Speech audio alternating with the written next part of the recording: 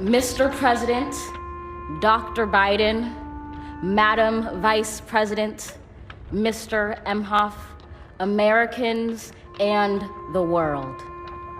When day comes, we ask ourselves, where can we find light in this never-ending shade?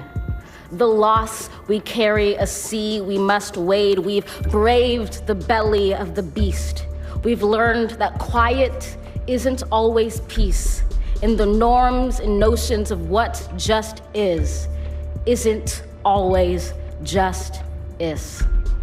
And yet the dawn is ours before we knew it. Somehow we do it. Somehow we've weathered and witnessed a nation that isn't broken, but simply unfinished. We, the successors of a country and a time where a skinny Black girl descended from slaves and raised by a single mother can dream of becoming president, only to find herself reciting for one. And yes, we are far from polished, far from pristine, but that doesn't mean we are striving to form a union that is perfect. We are striving to forge our union with purpose, to compose a country committed to all cultures, colors, characters, and conditions of man.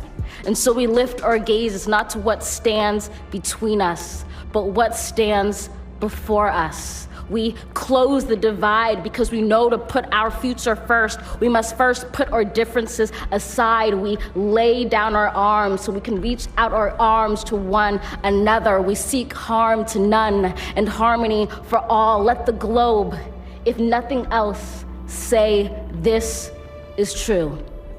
That even as we grieved, we grew, that even as we hurt, we hoped, that even as we tired, we tried, that we'll forever be tied together, victorious, not because we will never again know defeat, but because we will never again sow division. Scripture tells us to envision that everyone shall sit under their own vine and fig tree, and no one shall make them afraid. If we're to live up to our own time, then victory won't lie in the blade, but in all the bridges we've made. That is the promise to glade, the hill we climb, if only we dare it, because being American is more than a pride we inherit. It's the past we step into and how we repair it.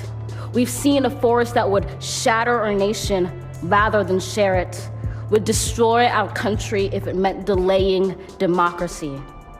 And this effort very nearly succeeded. But while democracy can be periodically delayed, it can never be permanently defeated. In this truth, in this faith we trust, for while we have our eyes on the future, history has its eyes on us. This is the era of just redemption. We feared it at its inception. We did not feel prepared to be the heirs of such a terrifying hour, but within it we found the power to author a new chapter, to offer hope and laughter to ourselves. So, while once we asked, how could we possibly prevail over catastrophe? Now we assert, how could catastrophe possibly prevail over us?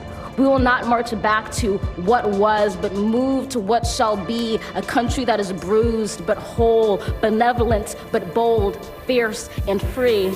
We will not be turned around or interrupted by intimidation, because we know our inaction and inertia will be the inheritance of the next generation. Our blunders become their burdens, but one thing is certain. If we merge mercy with might and might with right, then love becomes our legacy and change our children's birthright. So let us leave behind a country better than the one we were left. With every breath from my bronze-pounded chest, we will raise this wounded world into a wondrous one. We will rise from the gold-limbed hills of the west. We will rise from the wind-swept northeast, where our forefathers first realized revolution. We will rise from the lake-rimmed cities of the Midwestern states. We will rise from the sun-baked south. We will rebuild, reconcile, and recover in every known nook of our nation, in every corner called our country. Our people, diverse and beautiful, will emerge battered and beautiful. When day comes, we step out of the shade, aflame and unafraid. The new dawn blooms as we free it. For there is always light, if only we're brave enough to see it, if only we're brave enough to be it.